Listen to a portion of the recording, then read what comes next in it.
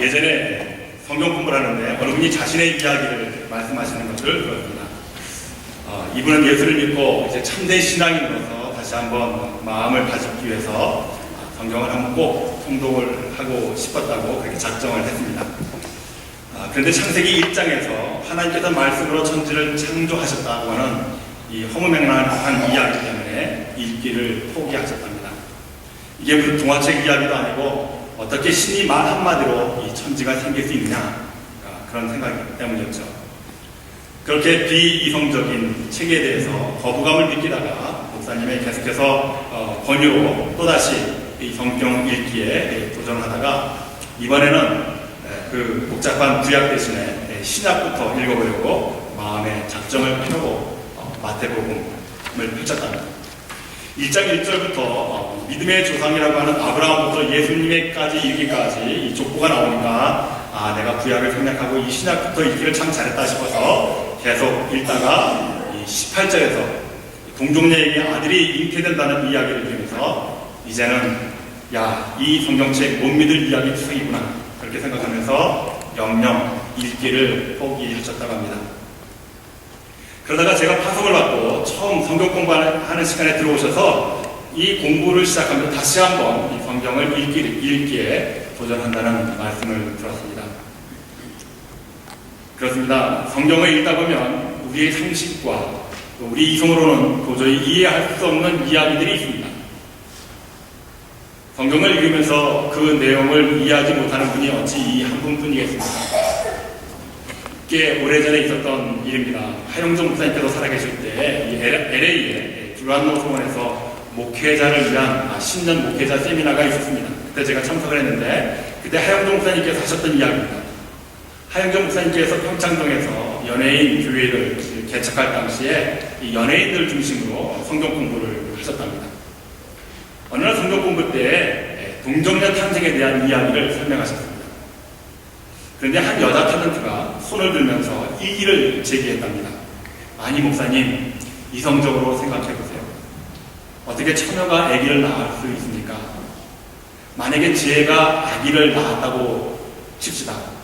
그리고는 나는 아무 남자에게도 관계를 맺지 않았다고 세상에 대고 말한다고 한다면 누가 믿어주겠습니까? 내가 낳은 이 아이의 아빠가 누구인지 신문사나 언론사마다 매일같이 연일 대서특별할 것입니다. 그런데 마리아가 남자와 관계없이 아이를 낳는다는 게 이게 도대체 말이 됩니까?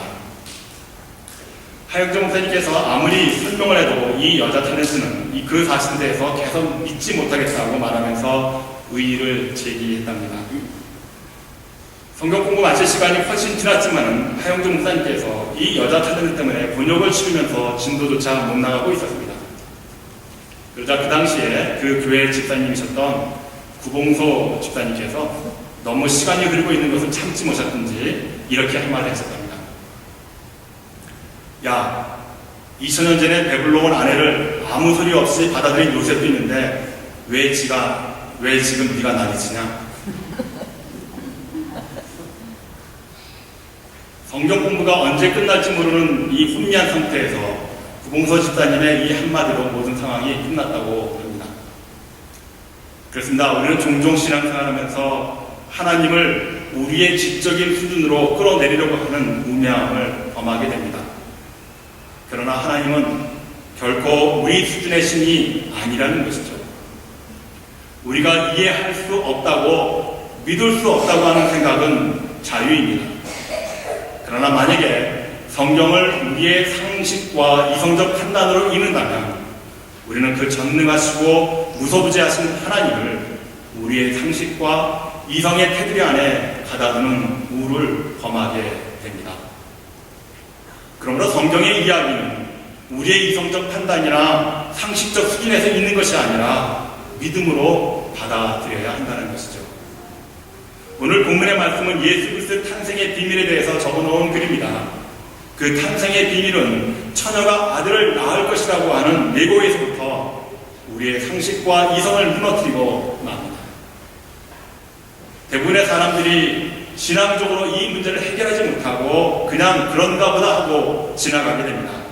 왜냐하면 우기고 있으면 믿음이 없는 사람이랄까봐 대충 넘기는 경우가 허다하지요. 그렇다면 우리는 마리아가 동정녀로서 아들을 낳는 이 비상식적이고도 비이성적인 사건을 어떻게 받아들일 수 있겠습니까? 이 비상식적이고도 비이성적인 이야기가 우리의 믿음과 신앙이 되기 위한 그 첫 번째 역사는 바로 성령입니다. 오늘 본문의 18절의 말씀을 보시겠습니다. 예수 그리스도의 나심은 이러하니라. 그 모친 마리아가 요셉과 정혼하고 동거하기 전에 성령으로 잉태된 것이 나타났더니, 예수님의 모친 마리아는 정혼한 상태에서 아기를 갖게 되었습니다. 이 정혼 기간 때에는 신부가 신랑의 집에 들어가서 사는 경우도 있었습니다. 그러나 그렇다 할지라도 그 집안의 풍습을 익히고 문화를 익혀서 결혼 생활에 도움을 주긴 했지만은, 이 신부가 신랑의 집에서 있는 동안에 산다고 하더라도 정식으로 결혼을 하기 전에는 이 정혼 기간에는 결코 동침할 수가 없었습니다. 따라서 이 정혼 기간에는 아이를 절대로 가질 수 없었습니다. 그런데 그러한 마리아가 지금 잉태된 것이 나타났다는 것입니다.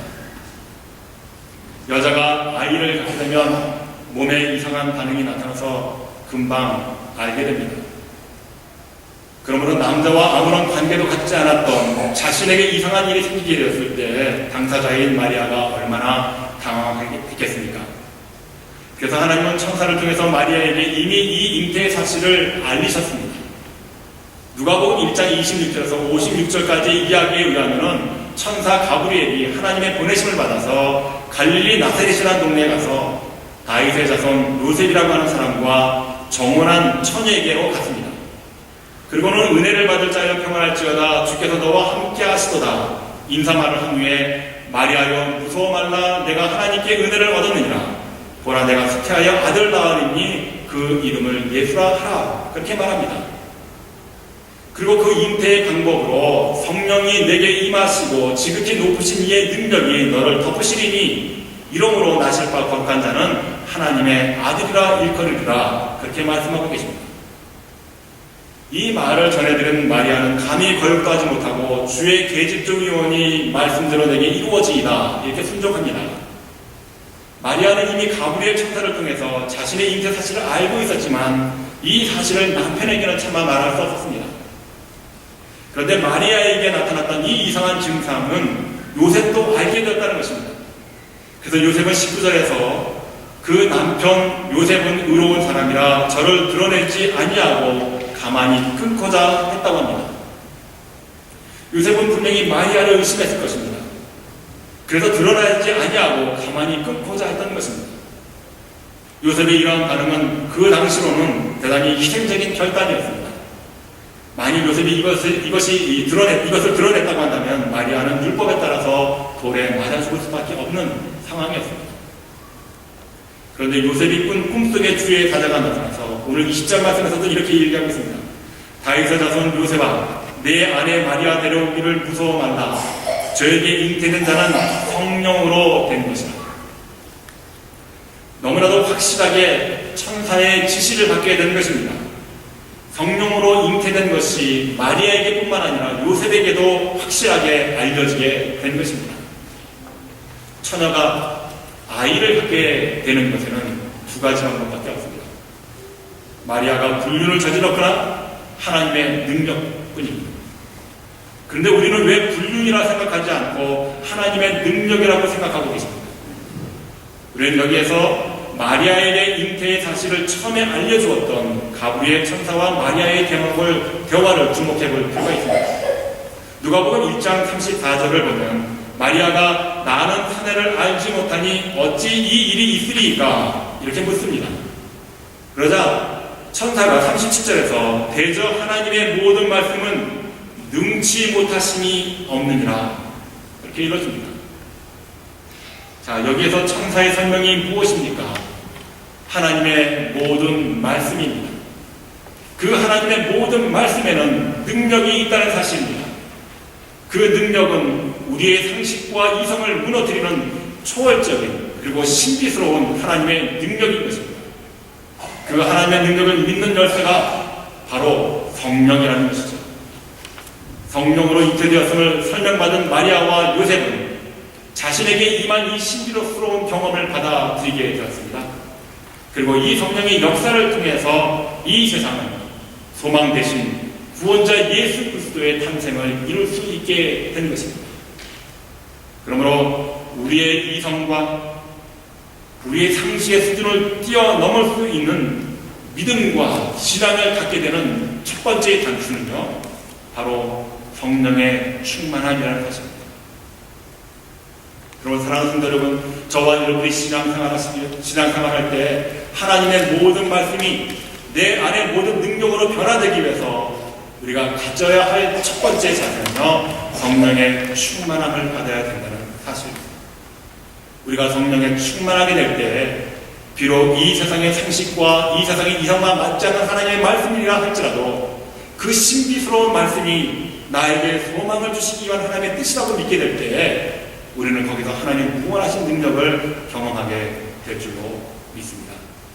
그럼 사랑하는 성도 여러분, 예수님께서 이 땅에 오시는 이 계절에 저와 여러분들이 무엇보다도 가장 받아야 할 하늘의 선물은 성령의 충만함이라는 사실을 믿으시고 이 시간에 우리들이 공허한 마음, 허전한 마음 가운데 성령의 충만함을 받으시는 여러분들 되시기를 주의 이름으로 축원합니다.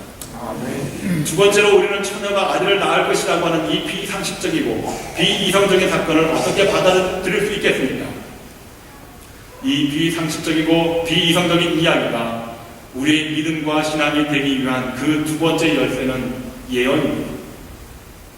하나님은 일하실 때 아무렇게나 생각나는 대로 역사하시는 분이 아니십니다.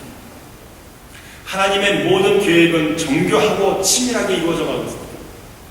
이러한 하나님께서 자신의 계획을 하나님의 방법으로 이루어 가실 때 그 방법 중에 하나가 바로 예언이라는 거죠. 메시아가 동정녀에게서 탄생하실 것이라고 하는 이것은 그렇게 새로운 사실이 아니었습니다. 이미 이것은 성경에서 줄기차게 예언해온 하나님의 계획이셨습니다. 구약은 메시아 예수 그리스도의 오심에 대한 예언의 이야기들로 가득 차 있습니다. 특별히 이사야서 7장 14절의 말씀에 보니까 그러므로 주께서 친히 징조로 너에게 주실 것이라 보라 처녀가 잉태하여 아들을 낳을 것이요 그 이름을 임마누엘이라.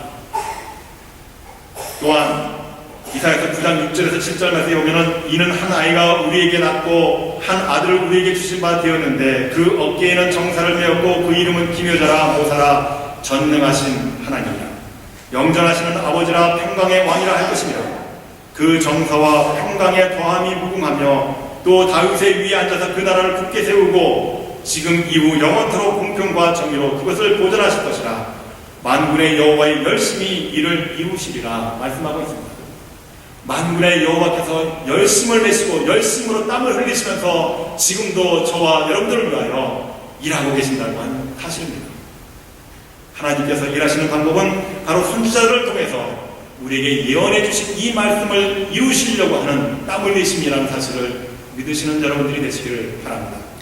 하나님의 땀 흘리시는 이 역사 속에서 이 일을 경험하는 우리들이 그렇죠, 이성적으로 우리의 그 생각의 수준으로는 판단할 수 없는 일들이 많이 생겨나게 될 줄로 생각됩니다. 그러나 그때 바로 이런 하나님의 무한하신 능력과 이 경험된 모든 일들이 바로 하나님께서 저와 여러분들에게 이 땅에 살면서 이 세상을 극복하고 승리케 하시는 소망을 주시기 위한 열심이라는 사실을 깨달으시는 여러분들이 되셔서 그 하나님의 소망 안에 살아가시는 복된 여러분들이 되시기를 바랍니다. 이와 같이 예수님이 오심은 철저하게 예언된 그대로의 모습을 가지고 이 땅에 오셨습니다. 처녀가 아들을 낳을 것이다. 이 신비스러운 말씀은 하나님께서 인간을 구원하시기 위한 예언이 성취된 것 뿐입니다. 우리는 단지 이 사실을 믿음으로 받아들이면 된다는 것이죠. 이 믿음이 없으면 우리는 또한 다른 예언이 우리 가운데 성취된다 할지라도 우리는 또한 믿을 수 없는 사람이 되고 말 것입니다. 이 사실을 믿지 않았던 유대인들의 불신앙 때문에 하나님께서는 유대인들을 포기하셨습니다. 그리고 유대인들뿐만 아니라 이 사실을 받아들이는 이방인에게까지도 이 사실을 알리셔서 믿게 하셨습니다. 이 사실을 믿게 하신 그 이유는 무엇입니까? 누구든지 이 사실을 믿는 자마다 죽지 않는 영생을 허락하시기 위함이라는 것이죠. 그러므로 사랑하는 성도 여러분, 우리 모두 하나님의 예언의 말씀을 믿음으로 죽지 않고 영원한 생명을 소유하시는 축복이 여러분들에게 임하시기를 원합니다. 마지막으로 우리는 처녀가 아들을 낳은 것이라고 하는 이 비상식적이고도 비이성적인 사건을 어떻게 받아들일 수 있겠습니까? 이 비상식적이고 비이성적인 이야기가 우리 믿음과 신앙이 되기 위해서 우리가 가져야 할 마지막 열쇠는 구원자의 모습입니다. 예수님께서 성령으로 잉태되었기 때문에 그에게는 죄가 없었습니다. 이 사실은 필연적으로 주님께서만이 우리의 구주가 되실 수 있다는 사실을 나타내는 말씀인 것입니다. 만일 죄가 있다고 하면 우리의 중보자로서의 자격이 없게 됩니다. 이 죄에서 구원을 하실 분은 반드시 흠이 없어야 합니다. 구약의 제사에서 제물이 되는 소나 양은 흠이 없어야 했습니다. 그러므로 자기 백성을 저희 죄에서 구원하실 예수님은 흠이 없으셔야 했습니다. 이 땅을 구원할 구원자이신 예수님께서 죄가 없다는 사실을 성경은 여러 곳에서 증명해주고 있습니다. 요한일서 3장 5절에 보면 그가 우리의 죄를 없이 하려고 나타나신 바 된 것은 너희가 아나니 그에게 죄가 없느니라. 베드로전서 2장 22절에서는 저는 죄를 범치 아니하시고 그 입에 괴사가 없으시며 라고 말하고 있습니다. 히브리서 4장 15절에서는 우리에게 있는 대제사장은 우리 연약함을 치유하지 아니하시는 자가 아니요 모든 일에 우리와 한결같이 시험을 받은 자로 돼 죄는 없으심이라고 말씀하고 있습니다. 또 10장 26절에서는 이러한 대제사장은 우리에게 합당하니 거룩하고 악이 없고 더러움이 없고 죄인에게서 떠나 계시고 하늘보다 높이 계신 자라고 말씀하고 있습니다. 그래서 하나님은 순결한 처녀를 통해서 예수 그리스도를 이 땅에 보내주신 것입니다. 본문의 21절의 말씀을 보십시오. 우리 다 함께 읽겠습니다. 시작. 아들을 낳으리니 그 이름을 예수하라. 이는 그가 자기 백성을 저희 죄에서 구원하실 자이시라. 아니라 순결한 처녀의 몸에서 성령을 통해서 잉태된, 그래서 이 땅에 오시는 이 예수 그리스도야말로 이 세상을 구원하실 하나님의 소망을 품고 이 땅에 오신, 그래서 하나님의 뜻을 이루신 구원자라고 하는 사실입니다. 그러므로 주님의 오심은 저와 여러분의 영원한 멸망에서의 구원을 의미하시는 것입니다. 하나님은 죄악으로 영원한 멸망에 처해야 할 저와 여러분들을 위해서 이 세상에 소망을 주시기 위해서 육신의 몸을 입혀서 예수 그리스도를 이 땅에 보내주신 것입니다. 주님은 우리와 똑같은 인간이셨지만 우리 인간과는 다른 방법으로 이 세상에 태어나셨습니다. 즉 아담의 범죄와 아무런 관계가 없이 태어나셨다는 것입니다.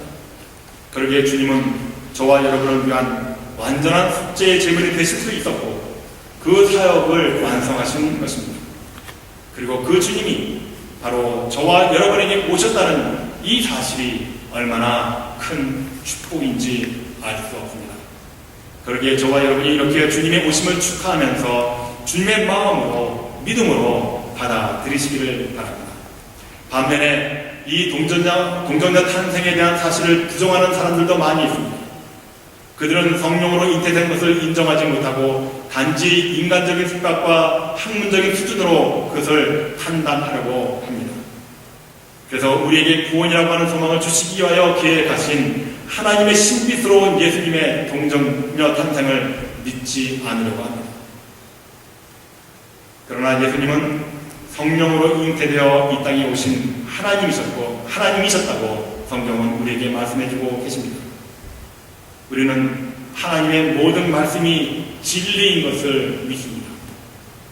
우리는 하나님의 이 말씀 안에 담겨져 있는 그분의 무한하신 능력을 말씀을 통해서 체험해 오지 않았습니까?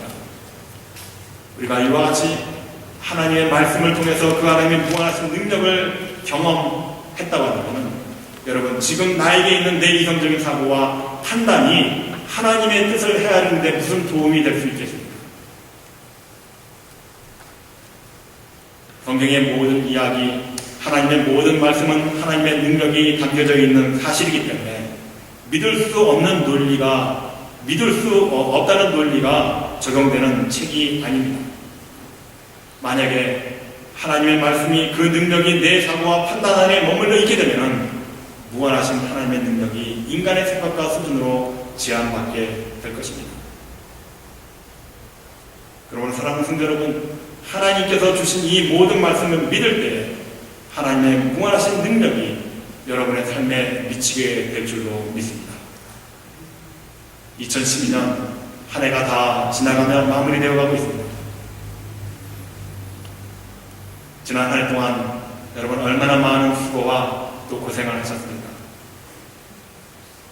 우리들의 이와 같은 삶 속에서 다시 한번 소망을 주시기 위해서 이 땅에 인간의 몸을 입고 오신 예수 그리스도를, 동정녀 마리아의 몸을 입고 이 세상으로 오시는 그 주님 예수 그리스도를 여러분들 마음 가운데 영접하시기를 바랍니다. 그 영접함으로 우리가 지난 한 해 동안 수많은 고생과 어려움 속에서 살았다고 한다면 다시 한번 새로운 희망과 소망을 얻고 2013년 한 해를 출발하는 복된 여러분들이 되시기를 바랍니다. 그러므로 2012년의 성탄은 그래서 우리에게 더욱 소중합니다.